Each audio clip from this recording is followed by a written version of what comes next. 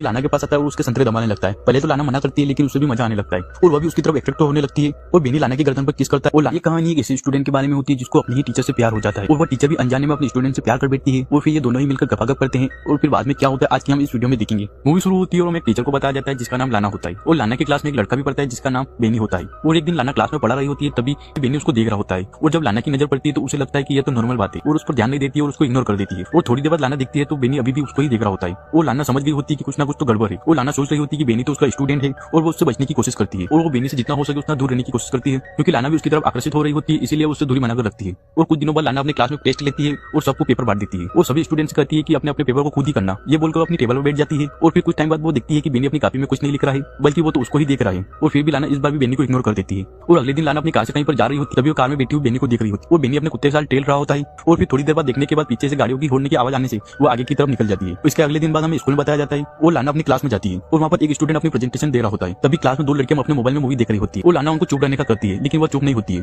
और फिर लाना उनसे उनका मोबाइल लेकर उनसे कहती है कि तुम क्लास खत्म होने के बाद ये मोबाइल ले जाना। वो क्लास खत्म होने के बाद जब वो लड़कियां लाना से मोबाइल ले जा रही होती है तब वो लाना से बदतमीजी कर रही होती है और ये सारी बात बेनी देख रहा होता है। इसके बाद क्लास खत्म होने के बाद लाना चाय पीने के लिए कैंटीन में जाती है जहाँ पर वो विंडो में से देखती है कि बेनी एक लड़की की किताबें गिरा रहा है और उसकी साइकिल को उठाकर फेंक रहा है। और वो लड़की और कोई नहीं वही लड़की होती है जो क्लास में लाना के साथ बदतमीजी कर रही होती है। ये देखकर लाना को काफी अजीब सा लगता है। इसके बाद लाना एक लेडीज टीचर के पास चाय पीने के लिए बैठती है और उस लेडीज टीचर से पूछती है कि तुम्हें बेनी कैसा लगता है। वो टीचर कहती है कि बेनी एक बढ़िया स्टूडेंट है और वो टीचर लाना से कहती है कि तुम ऐसा क्यों पूछ रही हो। और फिर लाना उस बात को टाल देती है। इसके बाद स्कूल खत्म होने के बाद लाना बेनी को बोलती है कि तुम क्लास में ही रुकना। और उसके बाद लाना बेनी के पास आती है और उसको अपने पास बिठाती है और फिर लाना उसे स्कूल के बारे में पूछती है लेकिन बेनी लाना से कहता है कि तुम सीधे सीधे बात करो, क्या कहना क्या चाहती हो तुम। इसके बाद लाना बेनी को कहती है कि मैंने तुम्हारा पेपर देखा है और तुम सारे पेपर में फेल हो चुके हो। ये कहते कहते लाना अपना हाथ बेनी के घुटनों पर रख देती है और बेनी ये देखकर मुस्कुराता है और तभी लाना अपना हाथ जड़ से हाथ अलग हटा लेती है और मीटिंग का बहाना देते हुए लाना यहाँ से निकल जाती है। लेकिन निकलने से पहले वो बेनी से कहती है कि मैंने तुमसे जो भी बात कही है उस पर ध्यान देना। और फिर रात में लाना अपने लैपटॉप में बेनी का पेपर देख रही होती है और फिर अगले दिन बताया जाता है कि लाना अपनी क्लास खत्म करने के बाद अपनी क्लास में निकलने वाली होती है। तभी वो देखती है कि बेनी अपना बैग वहाँ पर ही भूल गया है और फिर वो बेनी के बैग के पास जाती है और बेनी के बैग में से स्वेटर निकालती है और अपने आसपास देखती है और स्वेटर को सूंघने लगती है और फिर उस स्वेटर को उस बैग में ही रखकर वॉशरूम में चली जाती है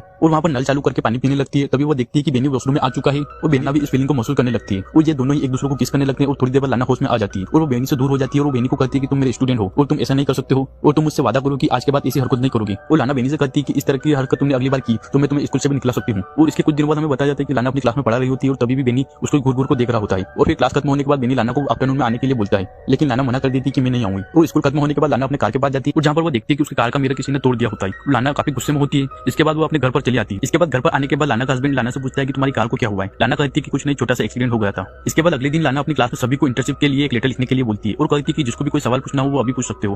और तभी बेनी अपना हाथ खड़ा करता है और लाना को कहती है क्या तुम इस स्कूल को छोड़ने वाली हो, क्योंकि उसने लाना को हेडमास्टर के पास जाते हुए देखा था। और तभी ये बात सुनकर क्लास के सारे स्टूडेंट हंसने लगते हैं। लाना बेनी से कहती है कि इस बात के लिए मैं हेडमास्टर से तुम्हारी शिकायत भी करूंगी।